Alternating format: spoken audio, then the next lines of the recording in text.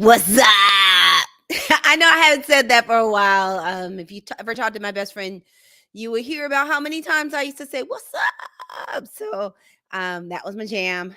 But I am so happy to be with you today for Growth Group with Dr. Erica. This is doing it twice. This is us coming back to try to make things happen after the fire alarm interrupted my live stream last week. So we are doing a do-over because you know what? It still needed to happen. You just weren't going to hear it last week because the fire alarm was so loud. So today's topic, we're talking about 3 ways to manage grief over the holiday season because we're coming upon that big winter season. So it's Christmas, Kwanzaa, Hanukkah, and New Year's. They used to call it Christmas, Hanukkah, Kwanzaa. But we're coming to a season that just tends to be packed with holidays. So you might be like, Dr. Erica, well, why are we talking about this? It's the holidays. It's a happy time. We're celebrating. We're doing all the fun. We're doing all the shopping. We're getting all the gifts. Woo. Well, the reason we are talking about it is for some people, it is fun. It's nostalgic in a great way. We talked about it. I love Christmas. Christmas makes me happy. I was listening to Christmas music. I would have listened more on Thanksgiving if my best friend hadn't come home with me, and that's not really her thing. And my mother was kind of like, eh. So I didn't, but I go hard on Christmas movies before November. Christmas just makes me happy. I Christmas shop year round. I just love Christmas. I literally told someone, I was like, I love Christmas. I'm 2 steps away from Buddy the Elf. But for a lot of people, especially because it can be an emotionally charged time, that we're in a season where people have had a lot of loss. And loss didn't just stop during the age of COVID. It didn't start at that time. And everyone that has passed before it or even during this period didn't even necessarily pass away from COVID. But due to a lot of grief and loss, and the holiday season tends to center around getting together, reconnecting family and friends and loved ones, is because there is this theme of connection that it often can be a trigger for grief and loss, or to amplify grief or loss that's there. So I wanted to talk about it because number one, I don't want you to feel alone if you are not excited. Christmas is coming. You're not excited. Hanukkah's coming. You're not excited. Kwanzaa's coming. You're not excited that New Year's coming. You're not excited for this next break. So I wanted to be able to be here for you to offer some tips of how to make it through this holiday season. Because the one thing I don't want to do, and one of the things that is my job and my passion, is not assuming everyone has the same experience. So just because I am crazy for Christmas doesn't mean that everyone else feels great about it. And Dr. Kadisha, hi, brings up a great point that it can be even more difficult that first holiday season. And one of the things, and I don't know, it's been the same for you, is I just keep hearing it got to a point where I couldn't buy enough sympathy cards because it seemed like every time I turned around, somebody else was losing someone. And I just would go buy them in bulk. They'd all disappear. And to the point where I couldn't even hardly remember who died anymore because so many people were having losses. So I just want to be able to be here for you and be present for you and give you some tips. So if you do not know me, I am your host, Dr. Erica, Harvard-trained, double board certified psychiatrist and integrative lifestyle coach. I am rashly passionate about helping you be better, do better, and live better. I do that through my adult telepsychiatry practice, my books, including Fix Your Fairy Tale, A Woman's Guide to a Great Life, Love, and Legacy, my corporate speaking, and my hit podcast, Better with Dr. Erica. I do all of that to help busy people like you that give and give and give and pour into everybody else. I do this to put you back into your life. I need to help you pour back into yourself because you know what? You totally deserve it. Couple of housekeeping tips. If you know someone that needs this, please share. Sharing is caring. The next thing is if you know someone that needs this, just tag them. Tag. The last thing, if you're watching it later, don't even worry about it. Just take hashtag replay in the comments and let me know you are here. Just let me know where you're watching from too. All right, you good? So let's go ahead and get this started because I am not about having you here all of the nights. So we're talking about 3 ways to manage grief over the holiday season. Number 1, check in with a loved one. Part of the reason this is so important is we talk a lot about connection and relationship and support. If you remember the Better 7, one of the Better 7, those 7 essential things that you need to be better, do better, and live better, and have that life that you deserve, is support, is that yes, sometimes people will sense or know that you're struggling or having difficulty. One of the things though also is that a lot of you, and I've done this too, do a really great job of putting on the mask to look and act like everything is okay when it's not. So the reason I want you to check in with a loved one, and I put loved one, it doesn't have, so for some people that loved one's a friend, some it's family, some is chosen family, is to let someone know that you need some support or that you're having a difficult time so they can check in on you and be present for you. I don't want you to feel lonely or feel isolated or go through this alone. So it's the reason is to check in with the loved one isn't to check on them for them at this point, because what we're talking about right now is making sure that we get you to the point of what you need. And Dr. Khadisha brings up, oh, thank you so much. I appreciate you for saying thank you. She said that in the ER, they're anticipating visits triggered by grief. Yes, and that is so true, because the other thing that happens when people sometimes have this grief is you'll see an uptick in accidents and even sometimes even suicide attempts. So I want you to check in with a loved one so that someone can actually support you and that you're not alone in dealing with this over the holiday. We're on to number two. Number two is ask for what you need and be specific. Ask specifically for what you need. Because for some people, what they need is it may be some space. Someone may need someone to just bring something over. Someone may just say, just text me and say, hey, or give me a quick ring, or can you come by and just sit with me? We don't have to talk. But the reason I say ask for what you need specifically is sometimes people won't be able to anticipate your needs. And a lot of times, people close to you and people that love you want to be there for you. So, this is a way that you can let them know specifically how to show up for you in a way that is going to feel good for you and that is going to feel supportive, because each person is different and what they need is different. So I want you to be able to talk to them and tell them what you need specifically so that they can do that for you, because I know they want to. Oh, Monique, it's so good to see you. Your parents will attempt.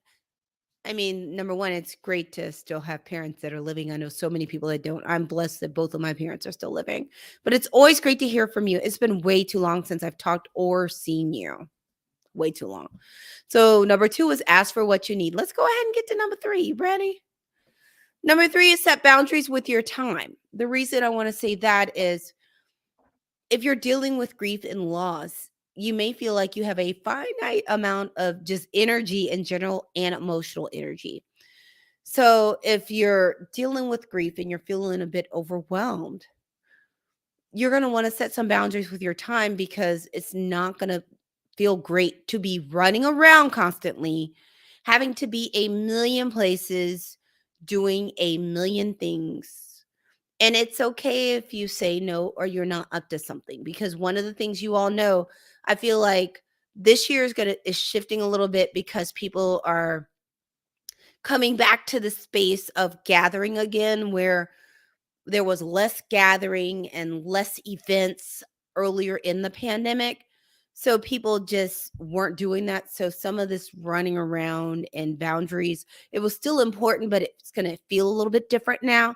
But now that we're back in the swing of holiday parties and get-togethers and all of these things, is that you need to set boundaries so that if you do not feel up to doing something, or if it feels like it's just going to be too much, or the running to everybody's house for every single event, especially in the same day. And a lot of you may be traveling. And I've experienced this myself, where I didn't have the energy to travel all over the city to see everyone. So you either choose to have people come to one place, identify that there's some people you just may not see, but you still love them, but set boundaries with your time so that there's enough time and space for you to reset or to have that quiet time that you need, but not to have all this overwhelm from all of these things to do. And honestly, the other thing too is sometimes we get so caught up in the shopping and all of these things that there are other ways to show up for people. So just being cognizant of what kind of boundaries you need to be able to have the space you need and not to end up totally, totally exhausted. You ready for a bonus? Who doesn't love a bonus? The bonus is get some rest. Make sure that in the midst of this, you're still making space and time for you to get some sleep because it's hard. And sometimes with all of this running around and all of this trying to do a million things, it just gets too much. So I want you to actually get some rest. So thanks again for joining. We've made it through the first half of the show. Woo! Or I was watching something. I can't remember even what I was watching. And oh, it was Drink Masters. I do highly recommend it. I'm not getting paid. I am not a brand ambassador for Netflix. But it is the whole human stories behind it. I don't even drink alcohol, but there was this guy, and every time he would like hype himself, he'd like, boo, boo, boo, boo, like the horns that I can't do right. But I'm just so excited to spend some time with you tonight talking about something that's really important. Um, and I realized I didn't even tell you, I've had a really good day today. So at the end, I'm going to tell you what I did. So stay tuned for the whole thing and listen in because you're going to hear this whole thing because you're also going to want to hear at the end what were some kind of hacks and things I did to make sure that I had an amazing day today. Cool? So again, we're talking about 3 ways. Let's see if I can get all this to work. 3 ways to manage grief during the holiday season. And that's what we're talking about. If you know someone that needs this, please share. If you know someone that needs this, please tag them.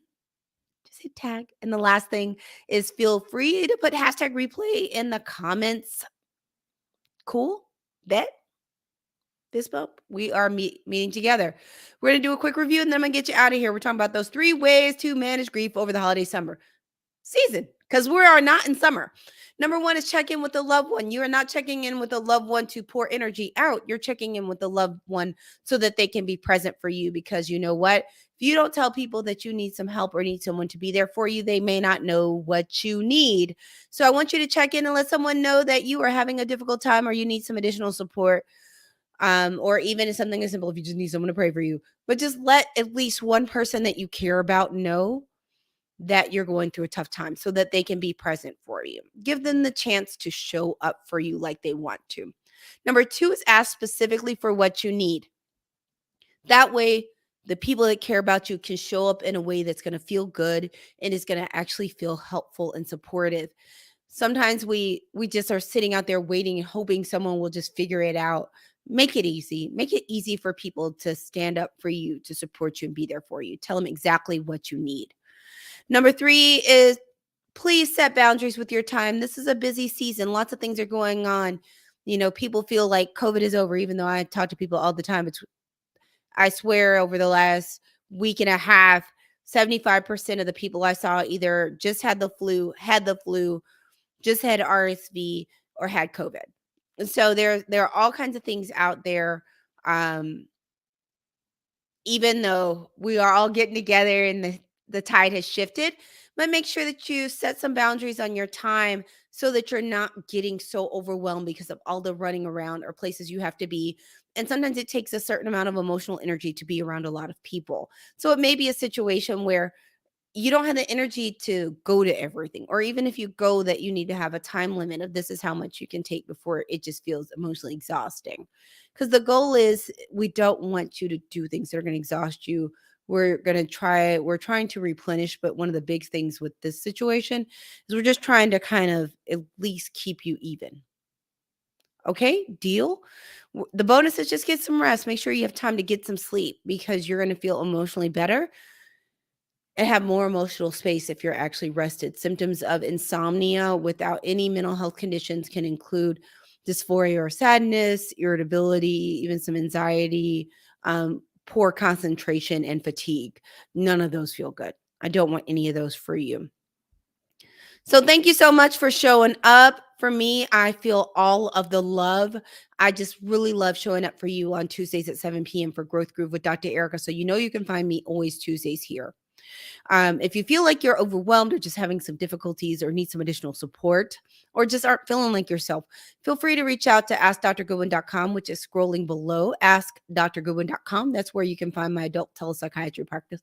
I'm licensed in multiple states. You can find it on the website. I'm not going to keep you here telling you all of those details. I'm also a fan of the mental health checkup. So if you just want someone to check in and make sure, are you all right? I can do that too. The next thing is season 3 is over. I just reviewed. Oh my God. Why did I do so many episodes? I did not realize I did that many episodes in season 3. Season 3 was like 1,000,000 episodes, and I'm proud of each and every one of them. So, even though we're on a break right now, please feel free to check out the podcast Better with Dr. Eric on Apple Podcasts, iHeartRadio, Spotify, Google Podcasts, all those kinds of places, or go to betterthepodcast.com.